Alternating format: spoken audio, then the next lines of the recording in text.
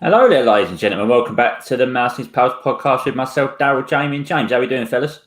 Good. Yeah, not too bad. Yeah, good. Excellent. We are one man down. We was meant to have Steve with us today, but things have come on. Life takes over at times. So, Steve, I hope everything sorts itself out, mate, and we hope to have you back on the show in 2 weeks' time, which will probably be our next one.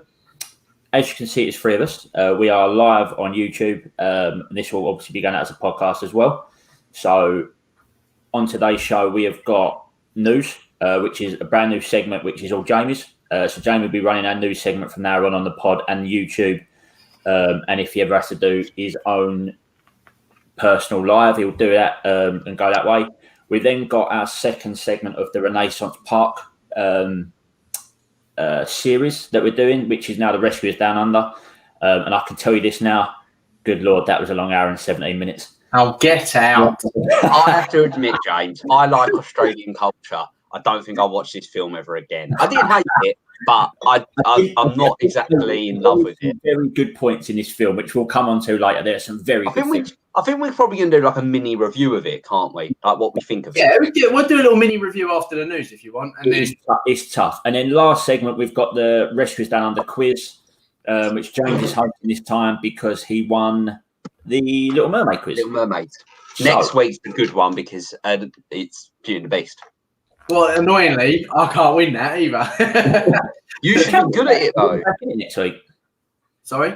You'll be back in the quiz next week. It'll be one of me or Jamie doing the questions, won't it? Yeah, I mean, I can't do the questions for it because it's probably not my strongest, is what I meant. I have to admit, when we do Tarzan, you should win. If you don't win Tarzan, that's embarrassing. Yeah, the problem for James would be if he wins the one beforehand. And he has to purposely have to tactically lose. That'd be a killer. Before I go on, as you can see at the bottom, we are on Twitter and we are on Instagram at the Mouse and His Pals. Please go and follow. We're obviously on YouTube. If anyone is watching us right now, I don't know if you are. Please like and subscribe. That'd be great.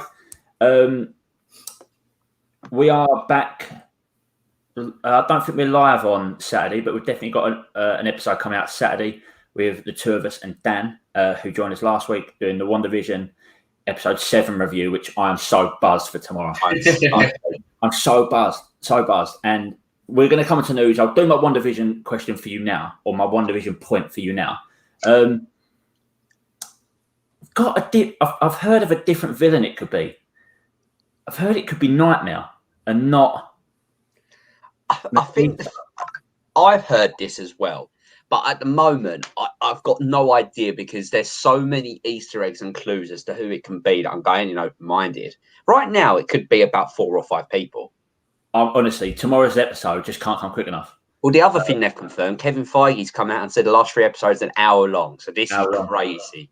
And we could get the other thing I see, and this is very recent in the last hour. So we're all hoping for Reed Richards to play a big part in tomorrow's episode. I have heard that it could be someone called Blue Marvel, which actually is Monica's boyfriend in the comics. He is an astrophysicist as well, apparently. So that is something we could potentially move into. And I really can't wait for that WandaVision episode tomorrow. I've still got a sneaky feeling it's Magneto. I've got a real sneaky feeling it's Magneto. If Fassbender comes out, mate. If Fassbender comes out, I'm just going to... Literally, I'll just watch it over and over again because Fassbender is so good. That would be Luke Skywalker level, though. That would be Luke Skywalker level coming out. It would. It really would. And I can't wait to see it tomorrow. I'll be watching that tomorrow night for sure. James is there, like. Yeah. I don't know any of these names you've just said. We'll go into the news segment, which is Jamie's news. We'll obviously get a better name and we'll have a graphic for it all next week. Hey! This is news. Jamie, what news you got for us this week? So I've got a few things that have come out since we last on the podcast. Something that's actually reasonably fresh and was released to media yesterday was the Cruella trailer. Obviously, this is starring Emma Stone, Emma Thompson, and Mark Strong, and it's going to be a prequel on how Cruella became Cruella. So the trailer was about 1.5 minutes long, and I'm going to be honest, I was very impressed. I know Steve's not here to say his point, but he thinks it's a bit of a money grab by Disney, but I've got a different opinion. But I'll let you two have a quick... I have not What? watched it, and I will not watch it. I'm going to go into this because normally I watch trailers and I love trailers, but it tends to ruin points of films. This way, I've also not watched this week's WandaVision clip. I'm going to go into Cruella totally blind and see what it's like, because I get opinions. I get opinions on films before I've seen them with trailers. I'm going to go into this. It didn't give any of the plot away, but that's fair. Yeah, but I'm going to go into it totally blind. 101 Dalmatians is not my favourite Disney film. I'll watch it when it's on, but I wouldn't go out my way to watch it. So I'm going to go into completely blind. I'm a big fan. Is it Emma Stone? No, Emma Stone. It is Emma Stone. Emma Stone. Big fan. So I'm looking forward to actually seeing her in it and just taking the film as it comes. James, what's your thoughts on it? I don't know, really. I think I kind of wished I'd have gone the whole blind route, really. I don't tend to watch trailers very often when it's something that I kind of was interested in. When I thought that there was going to be a new Cruella, the casting I didn't really have an opinion of really, because I don't mind her as an actress at all. You know, I've not really got any bad things to say about her. So I didn't really have an opinion on her being cast as Cruella. The posters and stuff I've seen looked quite cool. So I was like, oh, well, they've done a good job with her. So it was just, I guess, the feel of it, of the film or show, whatever it is. I don't know how I felt. I wasn't blown away. Let's put it that way. And I don't know why I wasn't blown away. I think it's because in my head I pictured something else, and it didn't get me hyped. But I'll watch it because of what we do, and I'd want an opinion on it. And it's probably one of those trailers that doesn't sort of do the program or film or justice, because of the. To me, it just didn't hit. Like, I'll tell you a good example was that I still haven't seen it. Was the Joker film? Fantastic film! Watch it, mate. See, I still haven't even, because the trailer did absolutely nothing for me. Exactly the same. And really, I thought the trailer was fantastic. Didn't interest me whatsoever. I was just thinking, I watched the trailer. I thought this film just looks boring as arseholes. I also think at times. With Batman and obviously Joker, I've got such high regards of Heath Ledger as Joker. Yeah, same here. And Batman Begins, Batman all that. Dark Knight. It's so, when I see the trailer, I was like, not sure of it. I will watch the film. Don't get me wrong, and I'll probably enjoy it. But right now, I don't want to. I love what, as we've all said, Dark Knight's probably one of our most favourite, best films of all time. I don't want to lose that Joker that he has, which is probably silly because I've heard that he's a fantastic Joker. Yeah, he probably is. He probably plays the part a bit too well. It's just because you really like it, Joe, didn't you? That style. My biggest thing is, that's what I love about the Joker. The Joker can be done in so many different ways and be beloved in so many different ways, because there hasn't really been outside of Jared Leto, a bad Joker. Like Mark Hamill was fantastic. You had Jack Nicholson, who was fantastic. They all brought something new and different. So that, for me, is why Joker is such an iconic character. But back to Cruella. Disney news. I was literally about to say, let's get back to Disney. I thought it looked good. I thought what they did was they emphasised, they just were selling you Emma Stone as Cruella. And I was watching a video of someone who was like, she looks perfect. And he went, before it, I thought someone like Anne Hathaway would make more sense because she does those sort of roles. She's done them sort of films before. But then you see Cruella, you see Emma Stone, you hear that laugh, you hear her talk, and it sells it for me. I can believe in her as being Cruella de Vil. Yeah, the laugh was good. The laugh was good. The laugh was fantastic. And she had that. I've always been interested with how did Cruella become this psychopathic woman? Like, was she like this from birth, or was she did something make her like this? And it's not a retread of what we've done before. It's actually an investigation into the history of that character. Like, you look at Maleficent. Maleficent was a total different look at that character. And I don't know about you two. I actually thought it was quite good because we learned more about it, and it made me understand why she was like it. And I think this could really develop that character more massively. I think the thing is with this Cruella thing is just Maleficent. It wasn't a past thing, was it? It was a look into her world from a Maleficent sort of creature perspective. When they went, especially in the second one, and the first one was during the events of her becoming Aurora, touching the needle and stuff. So it was just a bit more from her perspective. You didn't really get a back look before Aurora was born as such. But this was a little bit more. This is just basically a prequel and how she becomes the nutty psycho, isn't it, really? And yeah, exactly. If you're interested, I can see people getting like, for some people, there probably are 101 Dalmatians might be their favourite Disney film. And for them, one of mine. This is honestly like absolute high pedestal. I can't believe this is happening for them. But of the 70s, 80s region of Disney films, that 101 Dalmatians is probably one of my favourites. Like, I like when it comes to like periods, I just think the film stands up in good stead. I think it's a really interesting plot. It's something that quite relatable because I love dogs. Yourself, James, loves dogs. I've always kind of been interested, and I'm interested to see what this does because it's only 3 months away. This film now comes out on May the 28th.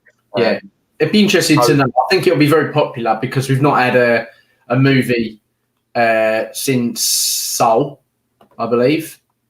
So yeah, and obviously that being Pixar is a completely different studio, different directors, writers, everything. And this is like a real live action. So I think it will be quite a big hit anyway. I think this will get a lot of traction just because of the cast and for who it's about. We know it's not going to be a straightforward retale of 101 Dalmatians. We know that. I think it will get a lot of traction, which is great. And I am looking forward to watching it, actually. What else you got, Joe? So the next bit of news is something that's a little bit older, but came out a little while ago, is they get rid of magic hours. Disney magic hours, which, as you know, is a beloved, popular thing with fans that stay at Walt Disney World Resort.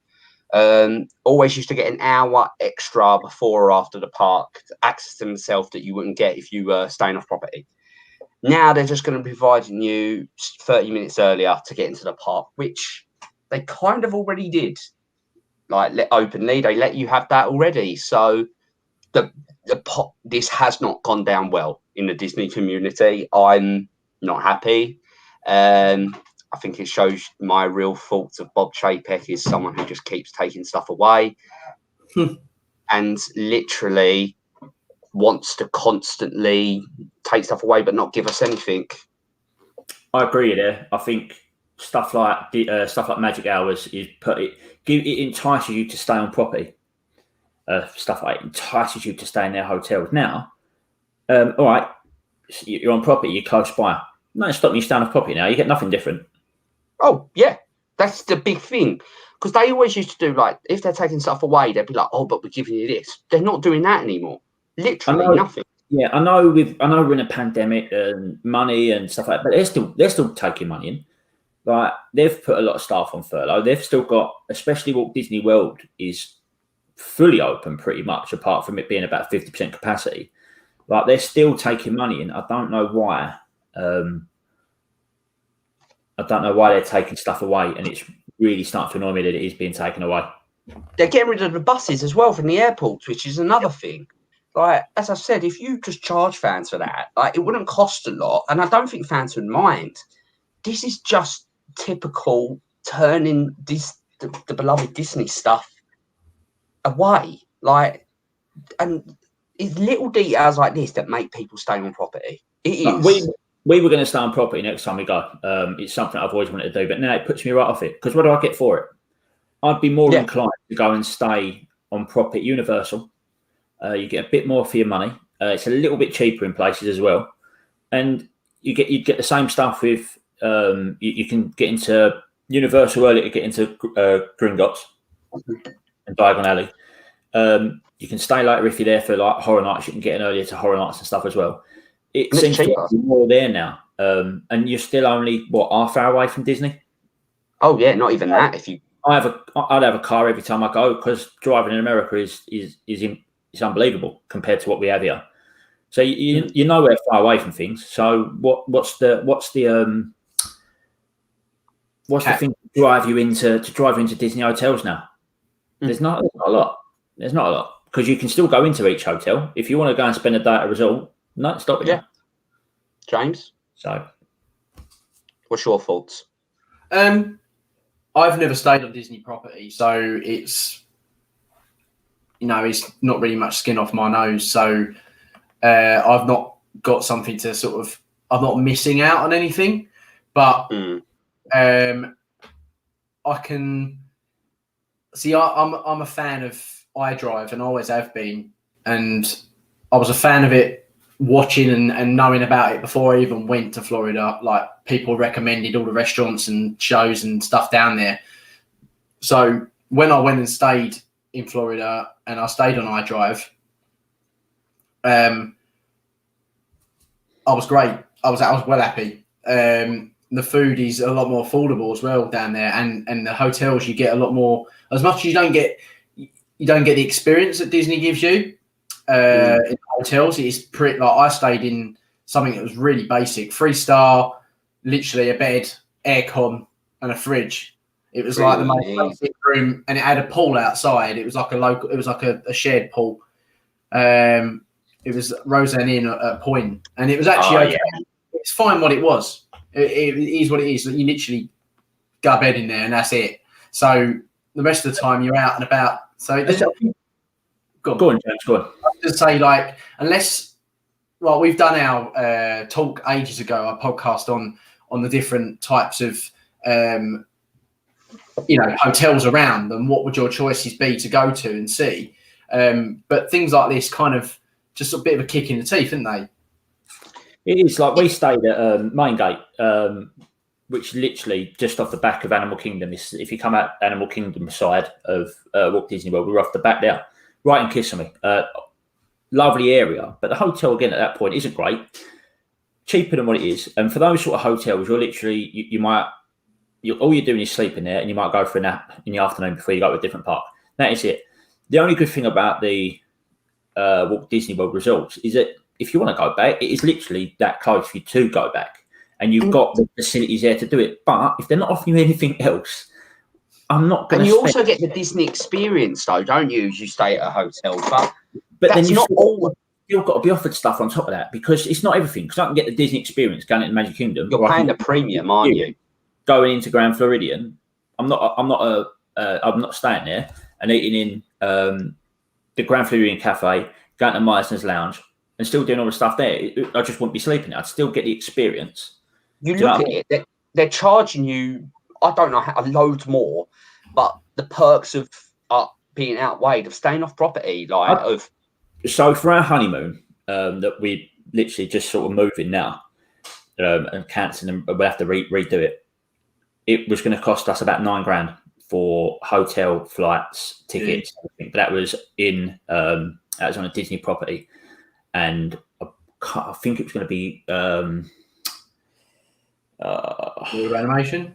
No, big one. Caribbean. Caribbean. The Caribbean one. We were staying now. But if we decided now to go and stay off site, even in a villa or another hotel, I'd probably knock $4,000 off that price. Yeah, definitely. You can, if you go to the right places, I reckon so. Yeah, 100%. Like, and for the sake of driving an extra 15-20 minutes.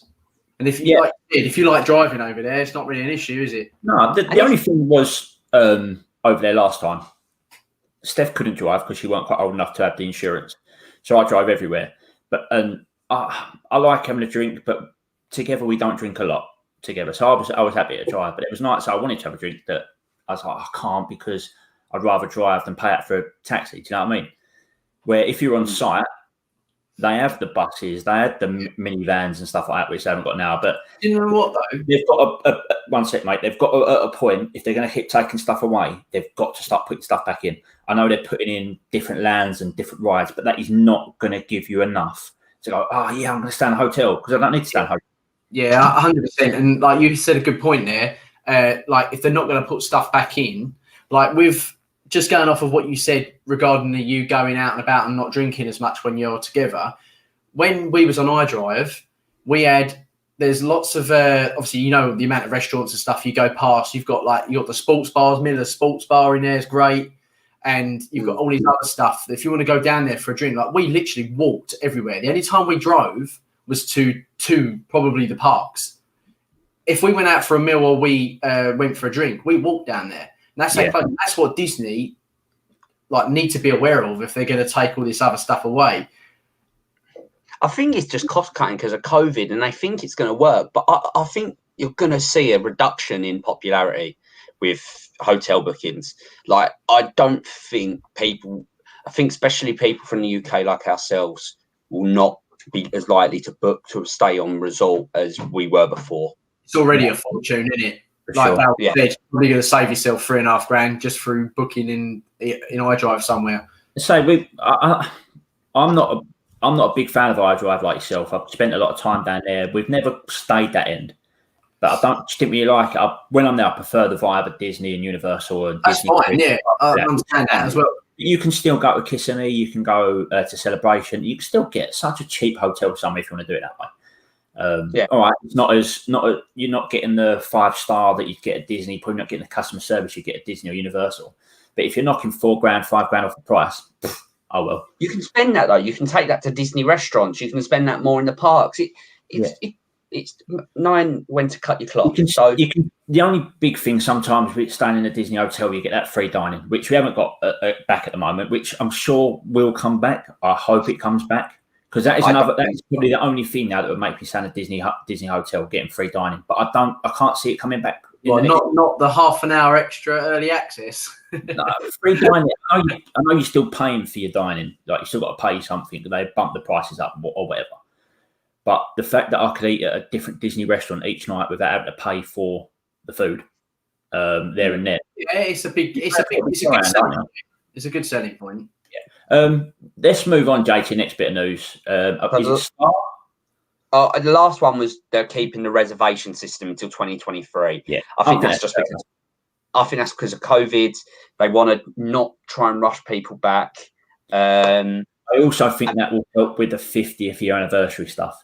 They can limit the crowd number in each park, because everything's going to be Ramo. They can limit people that have got going in. I think you also got to look at it. They've relaxed it. It's only they want to book people into the park until 2:00 now. It's not like you're booking and you're into that park all day.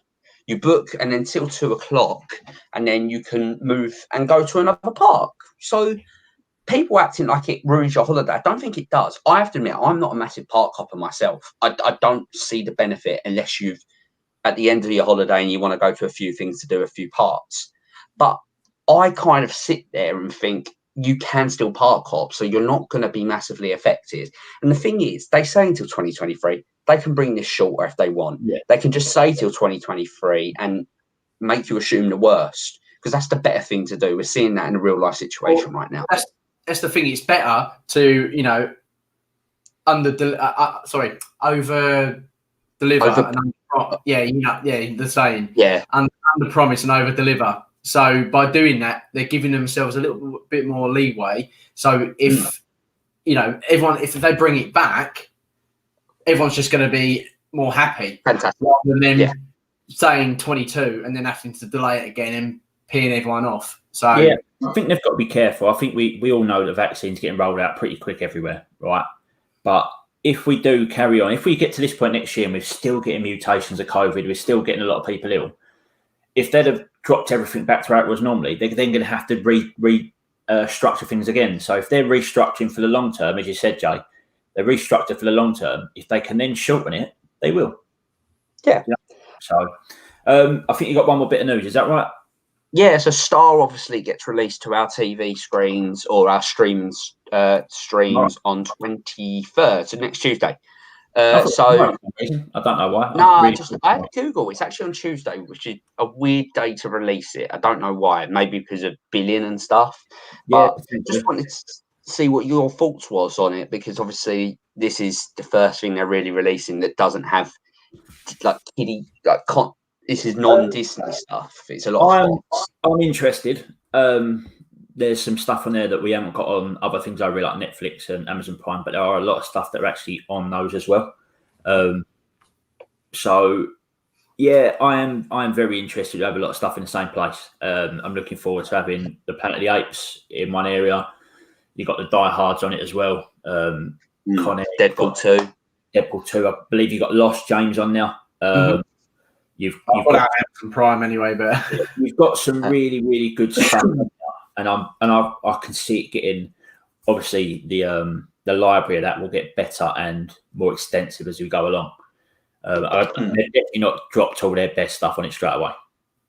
I think at the moment they're probably already in licenses, probably with other like streaming sites that they can't put it yet to get it onto that. Netflix, they take things on, they put things on, they take things off. That's what'll happen. They'll just keep it fresh. I'd be interested to know, because the films that they've done, they've already sort of said about. I think Die Hard 2 was one of them. I think the fact that Die Hard 2 is on there, I have a feeling at some point Die Hard 1 and Die Hard 3 and 4 is on there. Die Hard Vengeance is on there. Die Hard 2. I think all the Die Hards are on there. I didn't know it's all of them then. Maybe, but then as an example, maybe some of the other films that have got a sequel might have the others as well at a later date. Yeah, Die Hard 2 and 3 are going on there from opening day. And so maybe and for A Good Day to Die Hard is going on now. Okay. So there are a few on there for sure. You've got Independence Day and Independence Day Resurgence. Oh, God. Con Air. You've got some good stuff there. Con Air is an unbelievable film, by the way. Borat. When I hear Borat, I don't think of Disney. Like, you've also got Live Free and Die Hard going on there. So you've got a lot of. I just don't think you've got the original Die Hard. Yeah, which is the best one. Yeah, a seasonal thing. Potentially. Around Christmas. You've got the Planet of the Apes on there, which is good. Yep. Maze Runner. That's good. I like them as well. They're quite cool. Yeah. There's some good stuff going on there. But is it worth the price increase? That's the quick question I've got for you. Yes. It is, depending on if you're a person that's got Amazon Prime or Netflix. If you haven't and you've just got Disney Plus, for those people, I think you are getting your money's worth. Oh, good Lord. I didn't realise that was on there. One of my favourite films of all time, White Men Can't Jump. I've never seen it. What? You'll love it. Unbelievable film. James, I still need to see the Mighty Ducks, so I can't say anything. White Men Can't Jump is unbelievable. Unbelievable. And I've just seen The Waterboys on there as well. I've seen that. You know what? I'm not a huge fan of Adam Sandler. I don't mind some of his stuff. I like the old stuff's great. Yeah, the Waterboy, Grown Ups. Good film. What's the one where he's got his little son? Big Daddy. Big Daddy. That one's good. Yeah, I don't like much. I have to admit, I think Adam Sandler's overrated. My only stuff I like of him are Big Daddy, Happy Gilmore, and Uncut Gems. But I don't think he's that good. But each their own, I guess. Yeah. Moving on. I believe we're going to go to a break. A little quick stop, and then we'll come back to the rescuers. Cool. James is excited.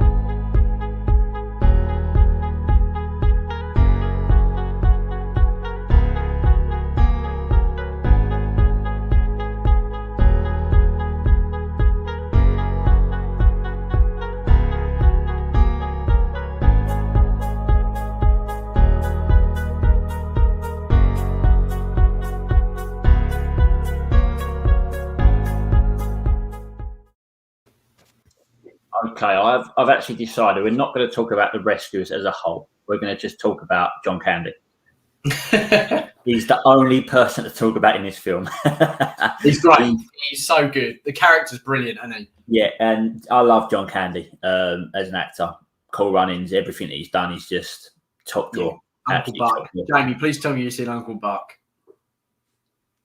No, he hasn't. That's his age, mate. That's a proper classic. Sorry, I froze. What did you say? I didn't hear that. Have you seen Uncle Buck? Sorry, I froze again. I didn't hear that. Right, Rescuers Down Under. So it is a second film of the Renaissance. The Renaissance. I'm really struggling with my words today, as I am shattered.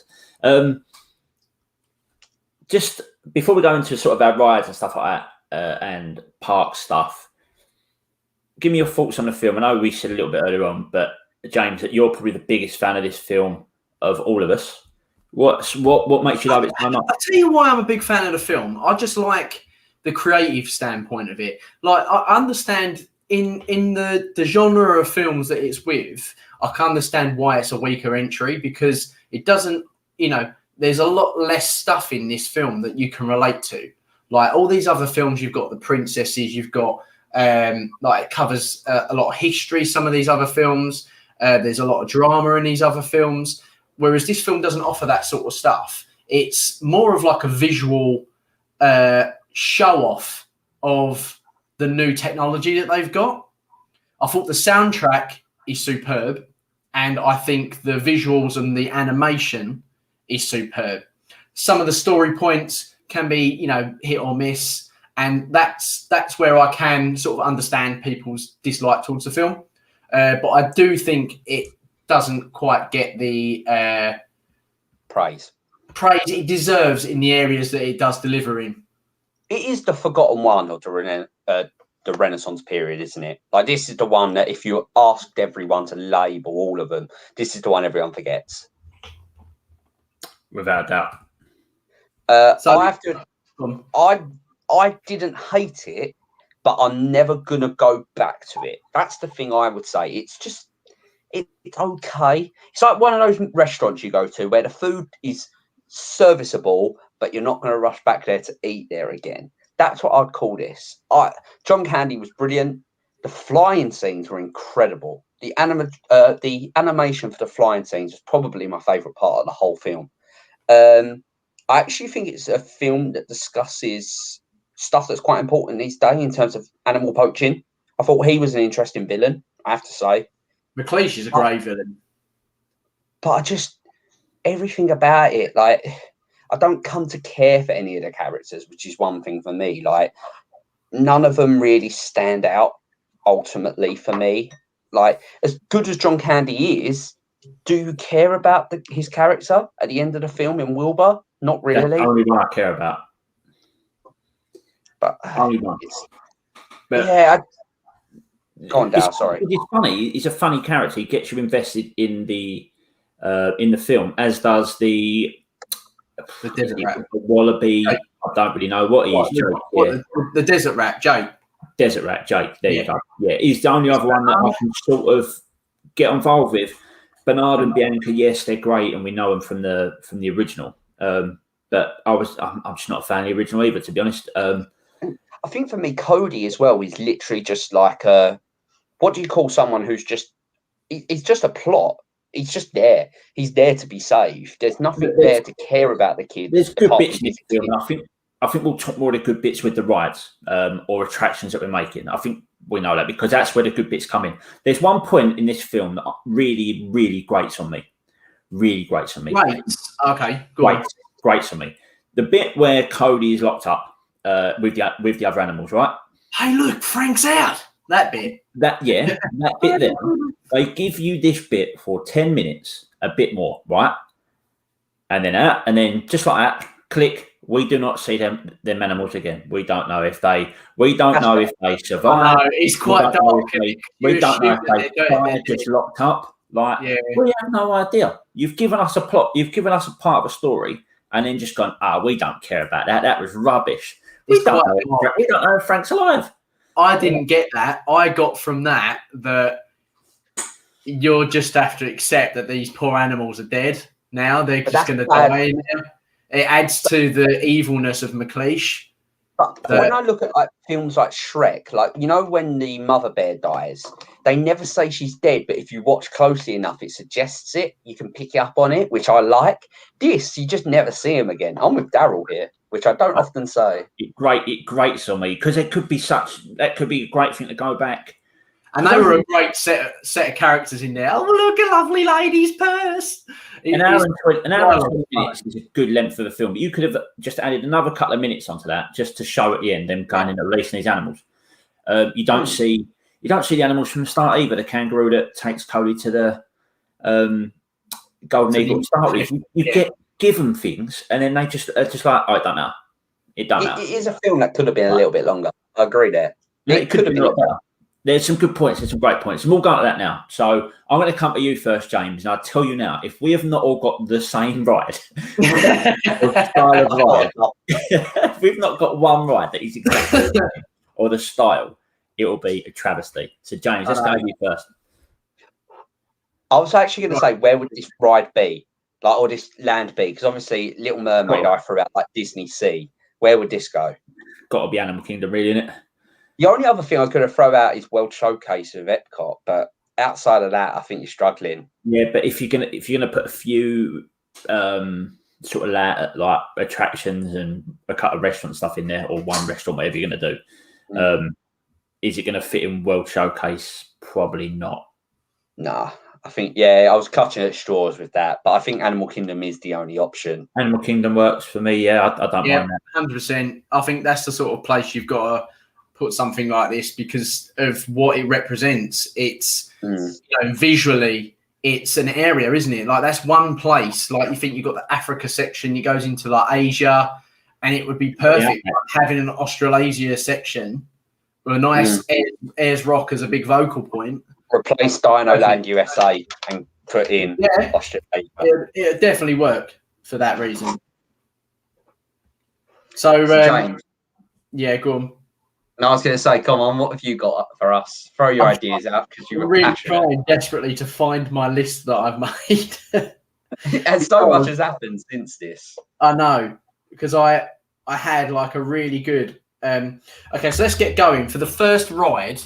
Okay, can I just stop you there? I like how you just went. You're looking through your notes, and we're waiting for you. We've said let's get going. You're like, let's get going. I know one thing. I tell you what, let's go with some food first. Has anyone got any restaurant ideas? I've got one. And I can take a restaurant from the UK and put it straight in there. The Outback Steakhouse. Oh, yeah. Right in. I was going to say Jake's Barbecue Steakhouse. Something like that isn't bad. I think. Yeah. I want to try some kangaroo and some crocodile. Though. I want some proper exotic. You could have some exotic food in there, couldn't you? And have like a grill section, steaks and ribs, and like because Aussies they do. It is a stereotype, but it's true. They love a barbecue outside. They've got all the local parks have all got barbecues in for people to just use. You can have it similar to sort of like the Rainforest Cafe. You can have it set out in the outback. A lot of like the ambient noise of animals and stuff could be quite an interesting setting. I think that's probably the best option we have. I think that could be like a sit-down restaurant, and then like you could do like a barbecue, simple sort of food as your like quick service. Yeah, definitely. I think you'd go more exotic with the sit-down. Yeah, definitely. More exotic. Right, so we've done that. I'm going to give us a ride, and you can all chime in because it's going to be the one that we all sort of follow. I have a feeling. So this is a two-part ride. Okay. Okay, go on. You can go either side. It's a two-pronger, so it's pretty much like soaring or flight of passage. Okay, but you can either go left and fly on the Golden Eagle, okay, and really sort of glide and stuff like that, or you can go right and get on the Albatross. Yeah, and you can have like the snowstorm sort of, and that could be going across to Australia. You can do all that sort of stuff, soaring across the world. Really, I would say the technology for the Eagle would be better for from flight to passage. Oh, definitely. And the technology for soaring would be better for the Albatross because you could go across the world because they travel on the Albatross across the world to get to Australia. That'd be good, yeah. And then you could do flights of passage on the Eagle. And I can't pronounce the Eagle's name. Just don't even ask me to pronounce the Eagle's name. We can call that ride. I was going to call it Wilbur's Journey. Wilbur's Journey across the world or something like that. And Wilbur's Wonderful World or something. Yeah, call it Albatross Air. Ain't got to change it. Albatross Air makes sense. And you could sit, and all of the things that you actually fly in are in the sardine can, and the seats are in the sardine can. That's quite good. Do you mean Marahoot, Darryl? Marahoot, that's the one. Yeah. I like that you give me that because I think that could be one of James's questions. So I'm glad you give me that name. I have to admit, I think a flying ride was one of the obvious ones here. But you know what I said? Albatross Air Coaster. So I kind of was on that same wavelength as you, Darryl, there. But I have a coaster, but go on. My coaster was based off Ayers Rock. Because obviously they like mountain sorts of themes at like Disney parks. Could you do like an Ayers Rock based coaster? But I'm lacking on a theme in terms of what would be happening in Ayers Rock. Yeah, the only thing I could think of there would it end up being like the Great Thunder Mountain. Yeah, true. But through Ayers Rock instead. With the Albatross Air Coaster, I was thinking, have you ever been on? Well, actually, you could use any of them sort of dangly rides, like Manta or Swarm at Thorpe Park. Any of those style rides that would be like a thrill coaster, where your legs sort of hang in on the wing, and that would be Albatross Air. But I think Swarm would be good. The technology they use on Swarm, because it's more wings, friendly based. Yeah, sort of on the wings. That could be interesting for sure. It'd be like so far. So you've got the Golden Eagle ride. You got the Wilbur's, either the soaring style, or you've got the coaster. Either one would be cool. How about Joanna's egg spinner? That's good. I like Joanna's eggs. That's quite good. As a flat ride, that's really, really good. Like a kid's sort of, like a teacups, but you're in eggs. And because Joanna likes eggs, doesn't she? You can imagine there's like a big, imagine Joanna in the centerpiece. Yeah, like a parade float, like Joanna. Yeah. The only other way that could work is it be a dark ride and you're sat in an egg, right?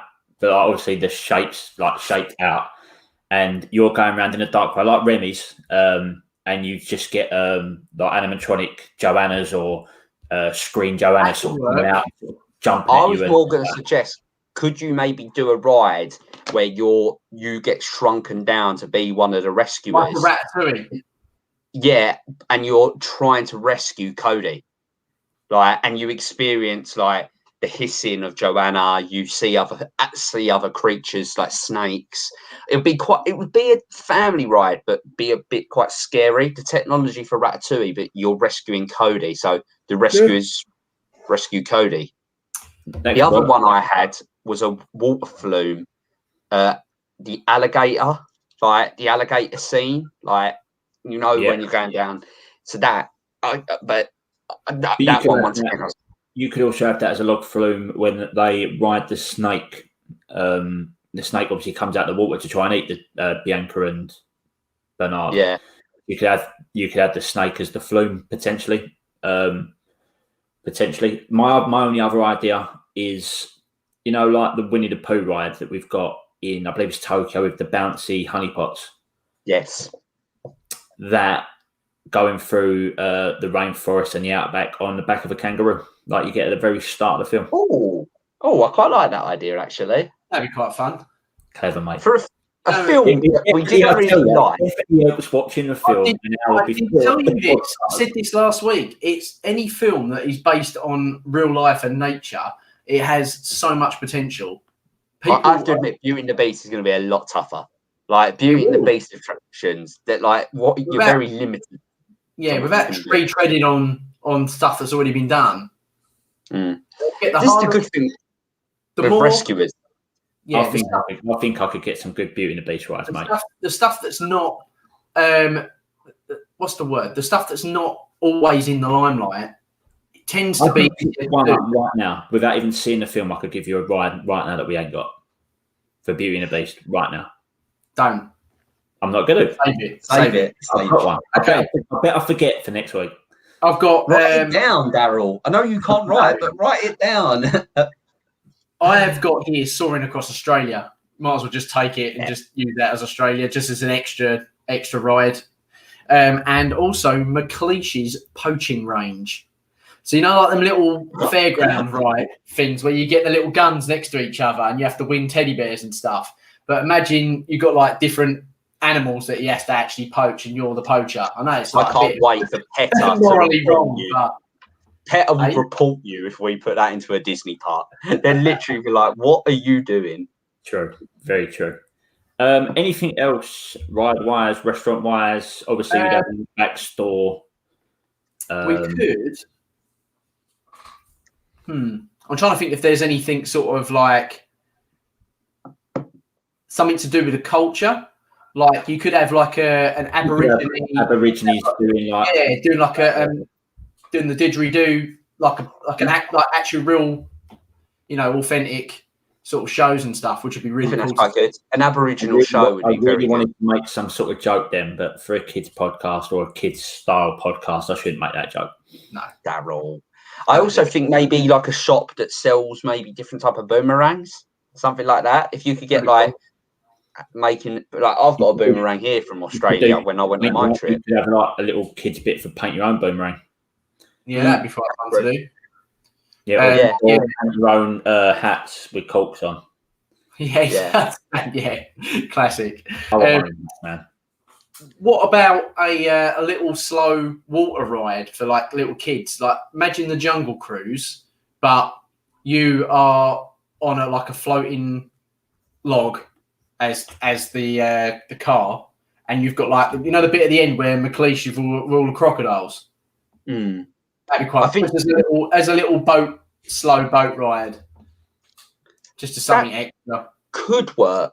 I think if we were to do like your one signature attraction, I think soaring with the eagle is the absolute one. I think it makes the most sense. For me, it'd be Flight of Passage style. Yeah, it has to be. That technology, flying the eagle like across Australia, getting to hear the heights. I think that technology makes total and utter sense. Yeah. And then the small attraction, I do like the Easter, the egg. Joanna's egg. You also have the one about the adventure ride with the Ratatouille technology was also quite good. We have some good ideas there. I think it'd be cool. It'd be good to discuss. For a film I plan to never watch again. From like, I'm impressed with how well we did. I know James. Probably didn't watch it. I just don't understand why people don't like it. I just don't get it. We don't understand why you don't like Winter Soldier, James. But you've been to Australia. You like the Australian culture. It's a thing that's quite close to your heart, isn't it? I know you've been to Australia. To be fair, it's one of my favourite.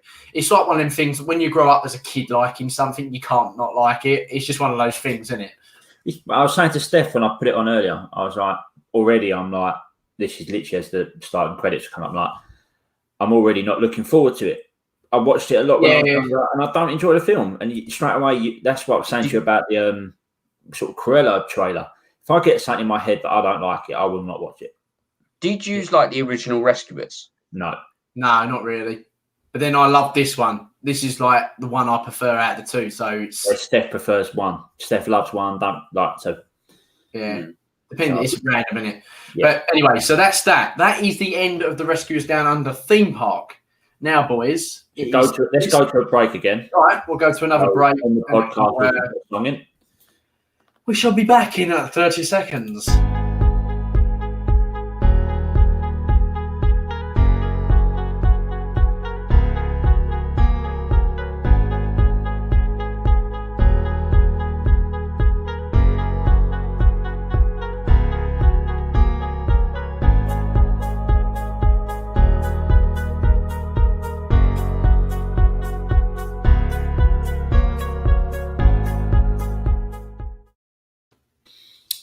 Okay, I'll pass this section over to James. It is the Rescuers quiz. Okay, these questions are really easy because used to, prior to watching the film, were quite, Mate, I watched this yesterday and the day. adamant. Yeah, but that means it's fresh in your head, so it's not going to be hard. Not as fresh as him. He watched it about an hour and a half ago. Yeah, was I paying attention? Probably not. No, probably not. Okay, so this will be literally. Wait, can I also clarify the rules? Do I have to say my name? Yes. You have to say your name, and obviously it's best. Actually, I've got six. I had 6 questions here because I planned on Steve being on and it not being a tie. But now, How does that work? I was going to say we could have 2-2. ignore what I just said. Right, so we're going to have 6 questions, and I've got a 7th one if it needs to be. All right, all right. Just ignore what I just said. Shh. Right. Cut that. Question 1. What is the name of the boy? Cody. Daryl Cody. Oh, you bastard! 1-0. Excuse my language. Okay. What city was Wilbur living in? Daryl. Jamie, New York. I was there first. Okay, 2-0. No. I said that York first. No I said that while first. Daryl said it first. No. Then your connection is bollocks. Language. Nope. Question 3. What city did he fly to? Jamie, Sydney. Yep, well done. 2-1. Question 4. Actually, did he? Did he Well, fly the to Sydney Harbour bid, the Sydney Opera House was there. Wait. He Did flew he to actually Sydney. fly to Sydney? Because wasn't he asleep on a plane? Where? Flew there. Yeah, but we don't know what city that was. See, but he didn't actually fly there. Yeah, You can't please him, can you? he did. Yeah, he did because they exited the plane from the air and then flew to the city. He actually might have flown to a different city first. But wait a second, Carol. When you are on a plane, are you flying? No. Anyway, question 4. What is the name of both the rescuers? Daryl. Jamie. Bianca and Bernard. Who was that? Because that's 3-1. 3-1. come on. Nah. I'm this is so clear. He was about 2 seconds quicker than you there. Jay, wait until you watch the video back and you'll see how I am than you. No. I'm hearing my voice before I hear yours, so as far as I'm concerned, I win. But Jamie's hearing mine before yours. I'm Jamie. James is hearing mine before yours. 100%. Right. Question 5. What type of animal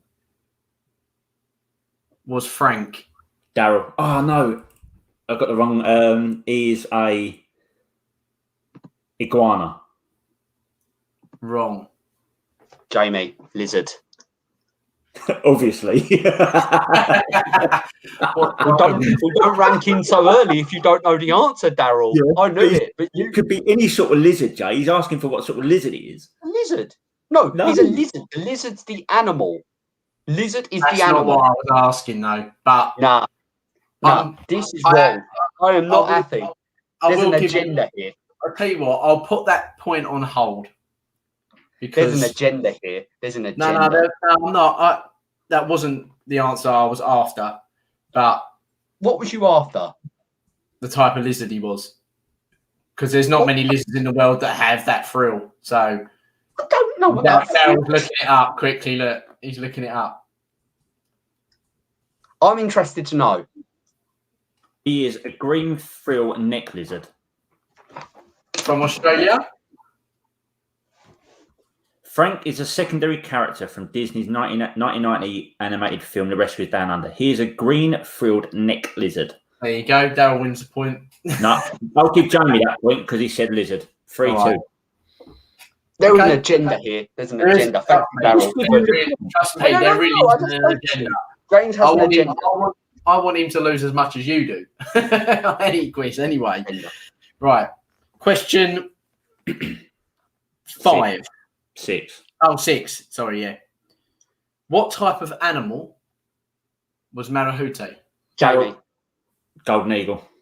Yeah, Daryl won that Oh, one as for well. God's sake. I know I was early there. I know I was first there. There was like a second. It wasn't. Okay, Nah. just so you don't go out crying, Jamie, here's your... I'll give you a bonus question just to get 1 point back. What job did McLeish have? Daryl. I don't care. Come on. Clean sweep. No, we won a clean sweep because your agenda tried to cheat out of points. Technically, all right. But so Daryl's in charge of the next quiz, which will be Beauty and the Beast. Beauty and the Beast. Jay, honestly, please, I can't wait for you to go back and watch this video or listen to the podcast. I'm not going to. Normally, I think it was so and so, but this was a good second delay between each answer. There is an absolute agenda here that I am not happy with, and I will not listen back to the pod because I am revolting. I'm going on strike. Okay, so for everyone that is listening, either on YouTube or on the podcast, please feel free to abuse Jamie once you've listened back to the podcast at how wrong he was in this situation, because we'd love to see the comments ourselves and read them out. The first few were close, but the Mahout one, I literally said it finished, and Daryl had not even started, and I sat there like for a start, it's Marahute, not Mahout. Marahute. You would have got it wrong anyway. Jay, can I then point that out to you?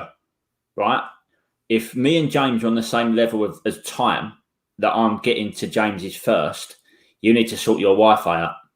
Nah, I'm not sorting my Wi-Fi out. That's a you problem. If your Wi-Fi working, you might have been a bit quicker, but you're not. No. So I have now won again. It hasn't been a problem. I wouldn't say again. I won the last character quiz to go forward to host the Little Mermaid quiz.